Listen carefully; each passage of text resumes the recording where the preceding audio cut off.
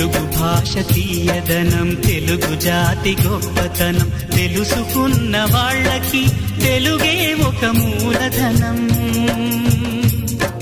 తల్లి తండ్రి నేర్పినట్టి మాతృభాషరా, తెలుగు మరచిపోతే వాళ్ళని నువ్వు మరచినట్టురా, ఇది మరువబోకురా. తెలుగు భాష తీయదనం, తెలుగు జాతి గొప్పతనం, తెలుసుకున్న వాళ్ళకి తెలుగే ఒక మూలధనం. తల్లి తండ్రి నేర్పినట్టి మాతృభాషరా, తెలుగు మరచిపోతే వాళ్ళని నువ్వు మరచినట్టురా, ఇది మరువబోకురా.